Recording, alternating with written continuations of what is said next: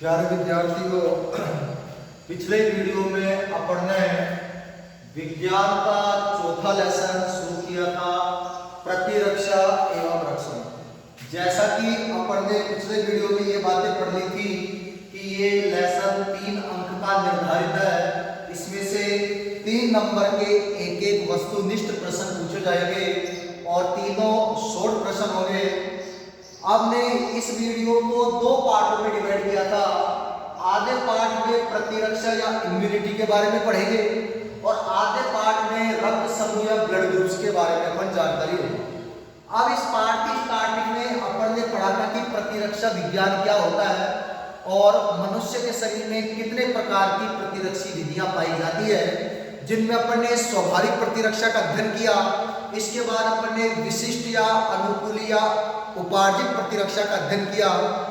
उसके बाद अपन ने 2 पॉइंट समझे थे कि एक तो प्रतिजन एंटीजन क्या होते हैं और एक अपन ने एंटीबॉडी या प्रतिरक्षी का अध्ययन किया। लास्ट वीडियो में अपन ने प्रतिजन और प्रतिजन के बारे में जो सभी जो डिटेल थी उनका अध्ययन कर लिया था।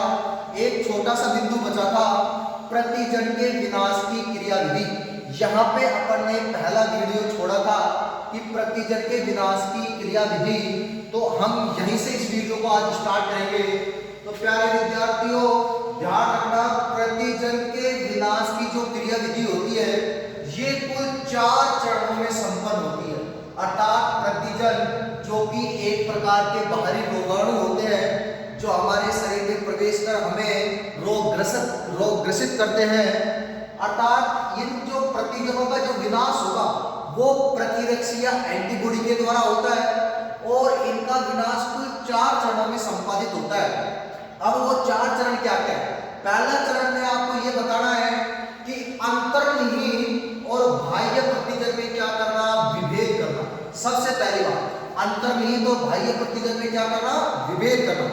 अपन ने पहले भी पढ़ा था, अधिकांश रोगाणु भारी होते हैं जो हमारे शरीर में प्रवेश करते हैं, लेकिन कई बार हमारे शरीर में कैंसर ग्रसित कोशिकाएं हैं, विषाणु संक्रमित जो कोशिकाएं होती है वो भी कई बार एंटीजन या रोगाणु के रूप में कार्य करती है। तो सबसे पहले बात तो अपन को ये पता लगाना है कि ये जो एंटीजन जो है ये हमारे शरीर में बना है या बाहर से हमारे शरीर में प्रवेश किया है। तो पहला पॉइंट बन गया अंतर्निहित और बाह्य प्रतिजन में क्या करना, विभेद करना। अब मान लो कि आपका प्रतिजन बाहरी है, बाहरी रोगाणु है, तो बाह्य प्रतिजन के ऊपर एंटीजनी निर्धारकों की श्रृंखला के आधार पर बी-लसिका कोशिकाओं के द्वारा प्लाज्मा कोशिकाओं का क्या करना, निर्माण करना। जैसा कि अपन को पता है कि एंटीजन क्या करते हैं, एंटीजन मनुष्य के शरीर में प्रवेश करने के बाद बी-लसिका कोशिकाओं को प्रतिरक्षी उत्पादन के लिए प्लाज्मा कोशिकाओं में रूपांतरित करते हैं, तब जाके प्लाज्मा कोशिकाओं के द्वारा प्रतिरक्षियों का निर्माण होता है। अब भाई ये तो कंफर्म हो गया कि एंटीजन भारी है। अगर भारी एंटीजन है तो इसके ऊपर जो एंटीजन निर्धारकों की जो श्रृंखला होगी, जिन्हें अपन एपिटोप बोलते हैं, उसके आधार पर बी-लसिका कोशिकाओं के द्वारा कौन सी कोशिकाओं का निर्माण होगा, तो प्लाज्मा कोशिकाओं का निर्माण होगा। अब प्लाज्मा कोशिकाएं क्या करेंगी, प्लाज्मा कोशिकाओं द्वारा विशिष्ट प्रतिरक्षियों का क्या करना, निर्माण करना। विशिष्ट प्रतिरक्षी का मतलब हो गया कि जो एंटीबॉडी उस एंटीजन की बड़ी है वो एंटीजन एंटीबॉडी आपस में क्या करेंगे, अभिक्रिया करेंगे। तो प्लाज्मा कोशिकाओं के द्वारा प्रतिरक्षियों का निर्माण होगा। अब 4th बिंदु में अपन बताएंगे कि प्रतिजन और प्रतिरक्षी आपस में क्या करेंगे, अभिक्रिया करेंगे, जिससे अपने शरीर में क्या सक्रिय हो जाएगी, सीएमआई, और सीएमआई के सक्रिय होते प्रतिजन का उन्मूलन कर दिया जाता है, या कह सकते हैं प्रतिजन को नष्ट कर दिया जाता है। और सीएमआई का पूरा नाम होता है सेल मेडिएटेड इम्यूनिटी, अर्थात कोशिका मध्यस्थ प्रतिरक्षा। 1 नंबर का यहाँ से प्रश्न बन सकता है कि सीएमआई का पूरा नाम बताइए, तो आपको बताना है कोशिका मध्यस्थ प्रतिरक्षा। तो प्रतिजन के विनाश की क्रिया कुल 4 चरणों में संपादित होती है। पहला चरण है कि अंतर्निहित और बाह्य प्रतिजन में क्या करना, विभेद करना। लेकिन अधिकांश जो प्रतिजन होते हैं वो बाहरी रोगाणु होते हैं जो हमारे शरीर में प्रवेश करते हैं। अब अपन बताएंगे कि बाह्य प्रतिजन के ऊपर एंटीजनी निर्धारकों की श्रृंखला के आधार पर कौन सी कोशिकाएं बीजशिका कोशिकाओं के द्वारा, कौन सी कोशिकाओं का निर्माण होता है, तो प्लाज्मा कोशिकाओं का निर्माण होता है। अब प्लाज्मा कोशिकाओं द्वारा विशिष्ट प्रतिरक्षियों का निर्माण होगा। अब जब एंटीबॉडी जब तैयार हो गई तो प्रतिजन प्रतिरक्षी आपस में क्या करेंगे, अभिक्रिया करेंगे। इससे शरीर में सीएमआई सक्रिय हो जाएगी और सक्रिय होने के बाद प्रतिजन को नष्ट कर दिया जाता है या प्रतिजन का उन्मूलन कर दिया जाता है। तो इस प्रकार से प्रतिजन का क्या हो जाता है, विनाश या प्रतिजन नष्ट हो जाते हैं। अब नेक्स्ट पॉइंट में अपन चलेंगे एंटीबॉडी की ओर कि ये प्रतिरक्षी क्या होती है और प्रतिरक्षी हमारे शरीर में किस प्रकार से कार्य करती है। आगे अपन प्रतिरक्षी के पॉइंट के अंदर इसमें 2-3 बिंदुओं का अपन अध्ययन करेंगे कि प्रतिरक्षी या एंटीबॉडी क्या होती है। इसके बाद अपन पढ़ेंगे प्रतिरक्षी की संरचना, स्ट्रक्चर ऑफ एंटीबॉडी, और अंत में अपन लेंगे प्रतिरक्षियों के प्रकार, टाइप्स ऑफ एंटीबॉडी। तो नेक्स्ट पॉइंट के अपन चलते आगे, अगली हेडिंग अपन लगाएंगे प्रतिरक्षी, इंग्लिश में अपन इनको बोलेंगे एंटीबॉडी। अच्छा, पहला पॉइंट अपन ने पढ़ लिया है कि प्रतिजन क्या होते हैं और प्रतिजनों के बारे में अपन ने महत्वपूर्ण बातों का अध्ययन किया था। इसके बाद अपन ने प्रतिजन के विनाश की क्रिया देख ली। अब प्रतिरक्षी को अपन बोलते हैं इम्यूनोग्लोबिन। फर्स्ट पॉइंट आपको ध्यान रखना है, प्रतिरक्षी को इम्यूनोग्लोबिन कहा जाता है। नंबर 2 बात, इम्यूनोग्लोबिन को संक्षिप्त में अपन कैसे लिख सकते हैं, तो संक्षिप्त में अपन लिखेंगे आईजी। प्रतिरक्षी को इम्यूनोग्लोबिन कहा जाता है, जिसे संक्षिप्त में अपन कैसे लिखेंगे, आईजी। अब प्रतिरक्षी अपन को पता है कौन सी कोशिकाओं के द्वारा उत्पादित होती है, अपन ने पहले ही पढ़ लिया है कि प्रतिरक्षियों का उत्पादन प्लाज्मा कोशिकाओं के द्वारा होता है। अब एंटीजन भी प्रोटीन के बने होते हैं, एंटीबॉडी भी प्रोटीन की बनी होती है। तो एंटीबॉडी भाई कौन से प्रोटीन की बनी होती है, तो ये बनी होती है गामा ग्लोबुलिन, गामा ग्लोबुलिन। इसको आप इस प्रकार से भी लिख सकते हो, ये गामा और ये हो जाएगा ग्लोबुलिन। तो सीधा प्रश्न बनता है, यहां से 2 प्रश्न बनते हैं कि प्रतिरक्षी का उत्पादन किन कोशिकाओं के द्वारा होता है, तो प्लाज्मा कोशिकाओं के द्वारा। दूसरा प्रश्न सीधा ये बनता है कि प्रतिरक्षी किस प्रकार के प्रोटीन होते हैं, तो प्रतिरक्षी गामा ग्लोबुलिन प्रकार के प्रोटीन होते हैं।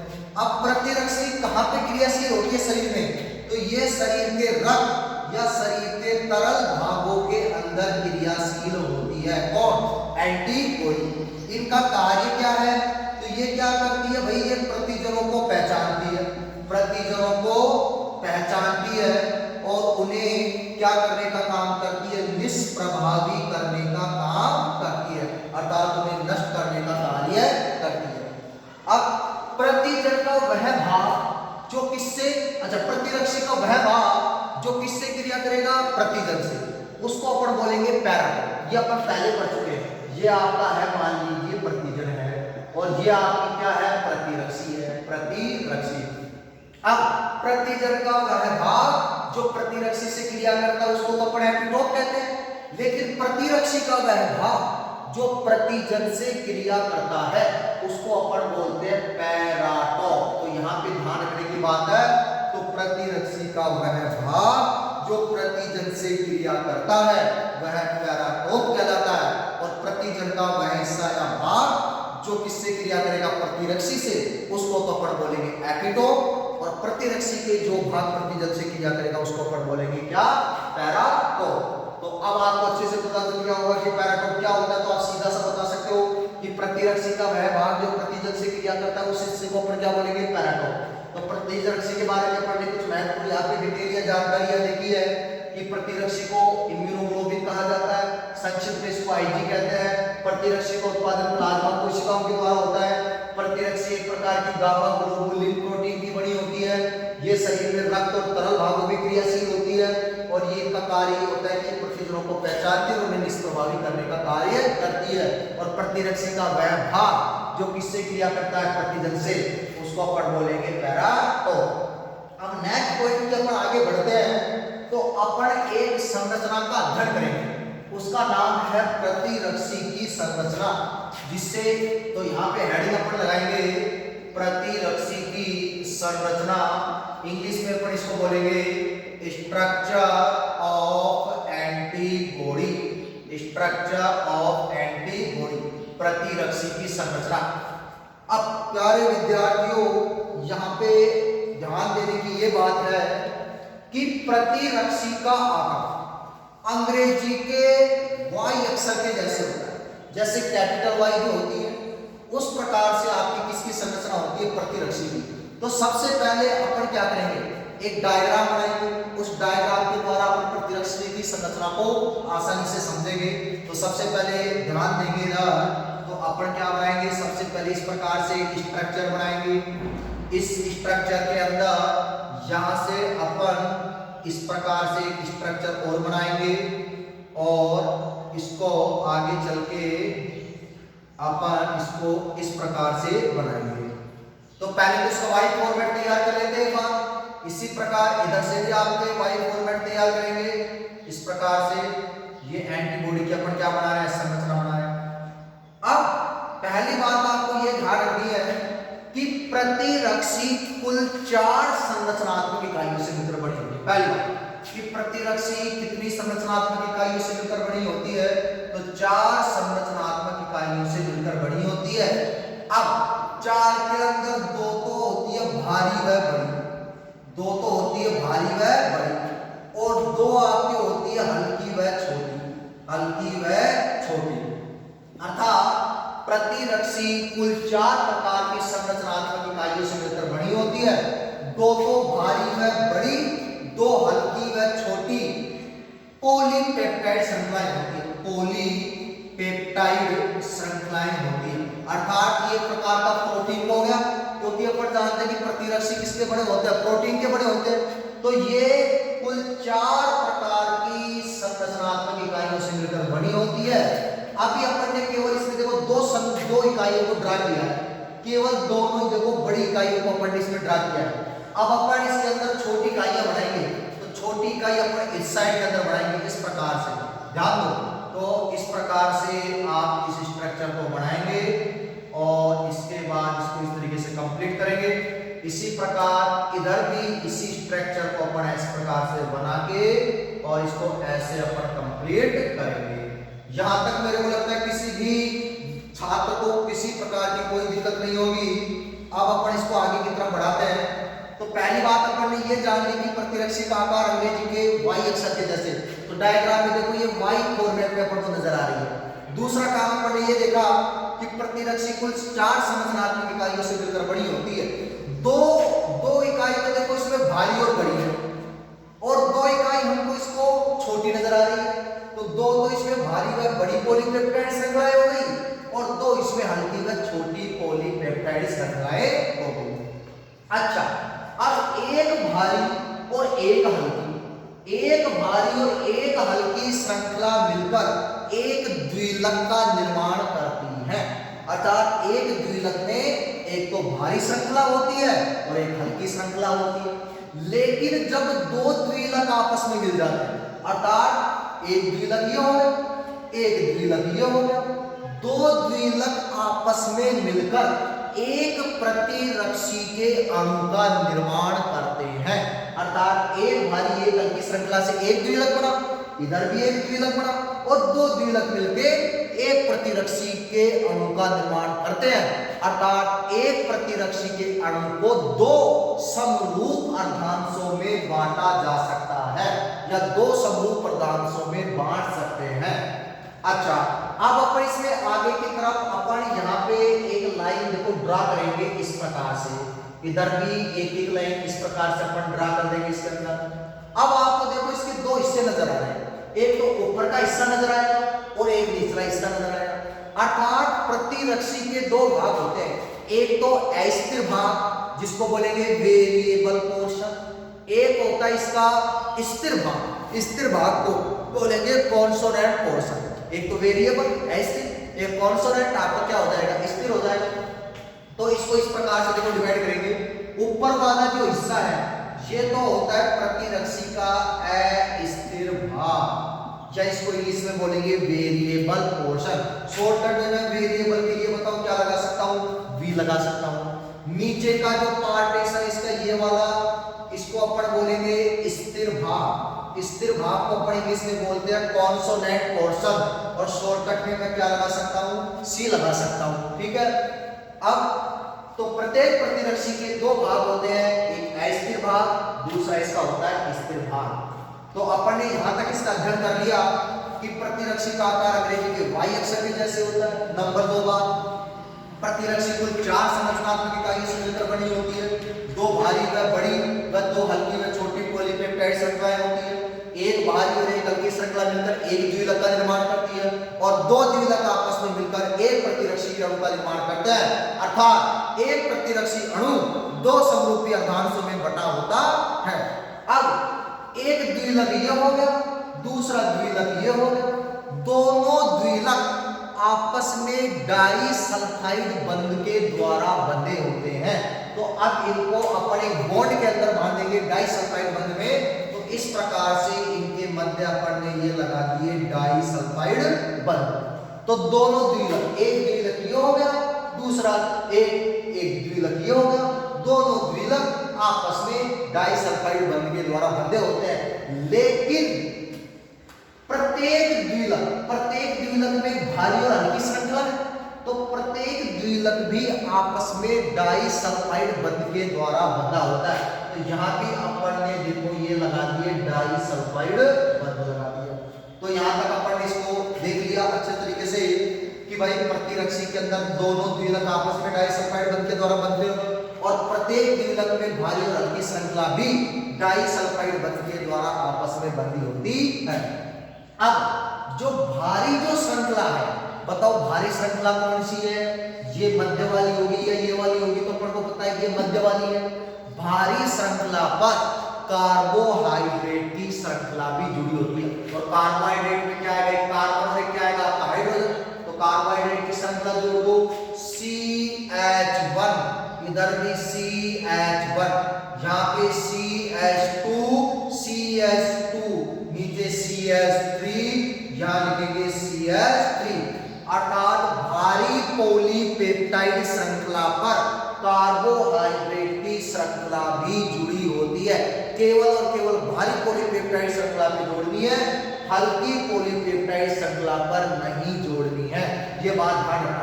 अब अस्थिर भाग तो श्रृंखला के NH2 अंश की तरफ होता है और स्थिर भाग श्रृंखला के COOH अंश की तरफ होता है। तो यहाँ पे NH2 लिखेंगे, यहाँ NH2 आएगा, यहाँ भी NH2 और यहाँ भी NH2। तो बताओ अस्थिर भाग तो श्रृंखला के किस अंश की तरफ हो गया? तो अपन बताएंगे NH2 अंश की तरफ हो गया। और स्थिर भाग जो है ये श्रृंखला के किस अंश की तरफ होता है? तो ये श्रृंखला के COOH अंश की तरफ होता है। अब आगे अपन इसको देखते हैं। अब अपन पहले एक बार इसको ड्रा कर लेते हैं कि ये तो अपनी कौन सी श्रृंखला हो गई? इसको लिख दो हल्की श्रृंखला, जिसको अपन इंग्लिश में बोलते हैं लाइट। लाइट के लिए लगा दिया। और ये हो गई अपनी कौन सी श्रृंखला? तो लिखेंगे ये हो गई भारी श्रृंखला। और भारी के लिए क्या लगाएंगे? H, क्योंकि ये हैवी है तो हैवी के लिए H लगा देंगे। अब इनके पार्टों को भी देखो नामांकित करेंगे, ये पार्ट और ये पार्ट, इसका भी ये पार्ट और ये पार्ट। तो बताओ अब ये आपकी जो भारी श्रृंखला है ये इसका अस्थिर भाग है कि स्थिर भाग है? तो ये इसका अस्थिर भाग है। और अस्थिर भाग को अपन क्या बोलते हैं? वेरिएबल। स्थिर भाग को क्या बोलते हैं? कांस्टेंट। तो वेरिएबल के लिए क्या लगाएंगे? V। और बताओ श्रृंखला लाइट है या हैवी है? तो श्रृंखला लाइट है तो क्या लगेंगे? L, VL। यहाँ पे क्या आएगा बताओ? पोर्शन कौन सा है? Constant C। श्रृंखला कौन सी है? लाइट, तो Cl हो जाएगा। इसी प्रकार इधर देखो ये आपका स्थिर भाग है वेरिएबल, श्रृंखला लाइट। ये कांस्टेंट पोर्शन स्थिर भाग है श्रृंखला लाइट। इसी प्रकार ये आपका कौन सा है? वेरिएबल, श्रृंखला हैवी H। ये भी आपका V और ये आपका क्या हो जाएगा? H। और ये आपका नीचे में हो जाएगा कांस्टेंट C और श्रृंखला हैवी तो क्या हो जाएगा? H। तो यहाँ पे अपन ने VH प्रदर्शित कर दिया और यहाँ पे अपन ने कर दिया CH प्रदर्शित कर दिया। अब अपन ने श्रृंखलाओं के लिए नामों को अच्छे से प्रदर्शित कर दिया। अब प्रत्येक प्रतिरक्षी के जो उद्गम जो स्थल होते हैं ये अत्यंत लचीले होते हैं। ये ध्यान रखना, ये अधिकांश प्रतिरक्षी वाई फॉर्मेट के अंदर होती है और वाई स्वरूप की प्रतिरक्षियों के उद्गम स्थल अत्यंत लचीले होते हैं, जिन्हें कब्जे या हिंज कहते हैं। तो यहाँ पे अपन लिखेंगे हिंज क्षेत्र। हिंज क्षेत्र तो अपन सीधा सा बताएंगे, परीक्षा में सीधा प्रश्न बताएंगे हिंज या कब्जे क्या होता है। तो अपन बताएंगे वाई स्वरूप की प्रतिरक्षियों के उद्गम स्थल अत्यंत लचीले होते हैं जिन्हें कब्जे या हिंज कहते हैं। अब ये काम क्या करते हैं? तो ये क्या करते हैं, जो हिंज होते हैं ये प्रतिरक्षी के अस्थिर भाग को प्रतिजन के छोटे बड़े अणु में समाहित करके अभिक्रिया करने में मदद करते हैं। अच्छा, ये अस्थिर भाग, अब मान लो कि ये तो आपका एंटीजन है, ये इसकी एंटीबॉडी तैयार होगी, तो भाई अभिक्रिया पीछे का हिस्सा थोड़ी कर रहा है, आगे के ये वाले भाग ही तो कर रहे हैं। तो आपका जो एंटीजन होगा वो एंटीबॉडी में इस तरीके से आके क्या हो जाएगा, जुड़ जाएगा, इस वाले पार्ट के अंदर आके जुड़ जाएगा। तो इसे अपन बोलेंगे प्रतिजन क्रिया स्थल, प्रतिजन क्रिया स्थल। इसको अपन इस तरीके से इसको शो कर देंगे। तो बताओ कब्जे या हिंज किसे कहते हैं? वायु स्वरूप की प्रतिरक्षियों के उद्गम स्थल, उद्गम स्थल ही हो गए, अत्यंत लचीले होते हैं जो कब्जे या हिंज कहलाते हैं। काम क्या है इनका? तो आपको बताना है क्या कि हिंज प्रतिरक्षी के अस्थिर भाग को प्रतिजन के छोटे बड़े अणु में समाहित कर अभिक्रिया करने में मदद करते हैं। अब एक चीज आपको ध्यान रखनी है, अस्थिर भाग को आप चाहो तो FAB भी कह सकते हो और स्थिर भाग को अपन क्या भी कह सकते हैं, शॉर्टकट में इसको FC भाग भी कह सकते हैं। तो अस्थिर भाग आपका FAB होगा, ये वेरिएबल पोर्शन हो गया, ये आपका पोर्शन एंड पोर्शन हो गया, तो इसको अपन बोलेंगे FC। ये आपकी बन गई प्रतिरक्षी की संरचना, स्ट्रक्चर ऑफ एंटीबॉडी। तो दोबारा से एक बार ध्यान से इसका अध्ययन दोबारा से करते हैं। तो सबसे पहली बात कि प्रतिरक्षी का आकार अंग्रेजी के वाई अक्षर के जैसे होता है। प्रतिरक्षी कुल 4 संरचनात्मक इकाइयों से मिलकर बनी होती है। 2 तो इसमें भारी और बड़ी श्रृंखलाएं और 2 इसमें हल्की व छोटी पॉलीपेप्टाइड श्रृंखलाएं होती हैं। नेक्स्ट आगे की तरफ अपन चलेंगे तो अपन बताएंगे क्या कि प्रत्येक प्रतिरक्षी में एक भारी और एक हल्की श्रृंखला मिलकर एक द्विलक का निर्माण करती है और 2 द्विलक आपस में मिलकर एक प्रतिरक्षी अणु का निर्माण करते हैं। अर्थात एक प्रतिरक्षी का अणु 2 समरूप अर्धांशों में बटा होता है और दोनों द्विलक आपस में डाइसल्फाइड बंध के द्वारा जुड़े होते हैं और प्रत्येक द्विलक में हल्की और भारी श्रृंखला भी डाइसल्फाइड बंध के द्वारा जुड़ी होती है। प्रत्येक भारी श्रृंखला पर कार्बोहाइड्रेट की श्रृंखला उपस्थित होती है। अब आगे अपन बताएंगे कि प्रत्येक प्रतिरक्षी के 2 भाग होते हैं, एक अस्थिर भाग जिसको वेरिएबल पोर्शन कहते हैं, एक कॉन्सोनेंट पोर्शन जो इसका स्थिर भाग होता है। वेरिएबल को V के द्वारा प्रदर्शित कर दो, स्थिर को C के द्वारा कर दो। अस्थिर भाग श्रृंखला के NH2 अंश की तरफ होता है और स्थिर भाग श्रृंखला के COH अंश की तरफ होता है। तीसरी यहाँ अपन ने देखो डाइसल्फाइड बंध लगा दिया, ये कार्बोहाइड्रेट की श्रृंखला जोड़ दी, यहाँ NH2 COH अंश लिख दिया और ये अपन ने अब हिंज क्षेत्र क्या होता है तो आपको ये भी बताना है कि अधिकांश प्रतिरक्षियों के उद्गम स्थल अत्यंत लचीले होते हैं जिन्हें कब्जे या हिंज कहते हैं। ये क्या करते हैं तो ये प्रतिरक्षी के अस्थिर भाग को प्रतिजन के छोटे बड़े अणु में समाहित कर अभिक्रिया करने में मदद करते हैं। दूसरी, प्रत्येक हल्की श्रृंखला ये होगी, प्रत्येक हल्की श्रृंखला 220 एमिनो अम्लों से मिलकर बनी होती है।